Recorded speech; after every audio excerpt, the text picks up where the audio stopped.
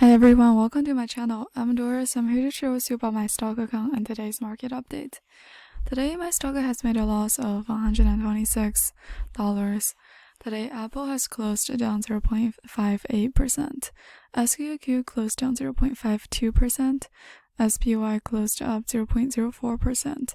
And United Natural Gas closed down 4.5%. Today, the net asset of my account is 69,406.51.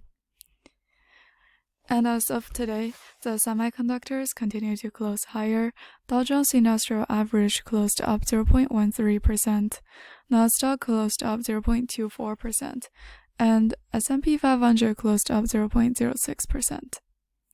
Today, let's talk about the inflation adjustment with the National Bureau of Labor Statistics. So, the Bureau of Labor Statistics regularly adjusts the monthly CPI data to eliminate the seasonal factors affecting the data. The seasonal adjustments that smooth out the volatility make the month-on-month inflation data meaningful.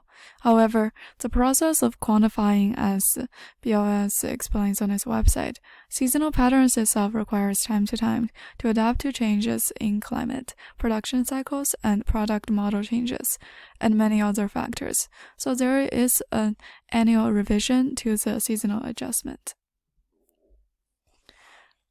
Therefore, the US BLS has reviewed the seasonal adjustments factors annually to ensure that the data can accurately reflect the actual situation of the current economic environment.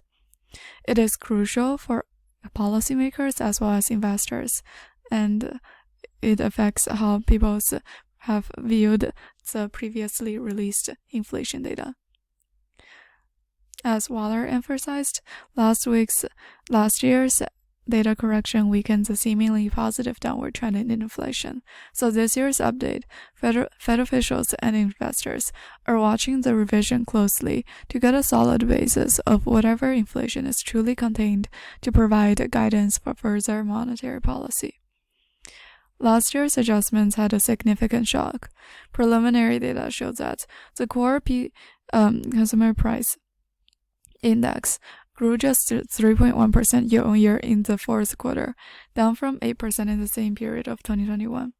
However, it was questioned after the annual revised seasonal adjustment factors, and ultimately is proved to be a revision. After revising, the 3.1 inflation was recalculated to a significantly higher 4.3%. Just 4 days later, the core CPI grew at an annualized rate of 5.1% in January. This has suddenly changed the market's view of inflation and the outlook for interest rates. Looking back to now, a year later, upcoming Friday data are receiving unprecedented attention, though economists try to downplay its dramatic impact.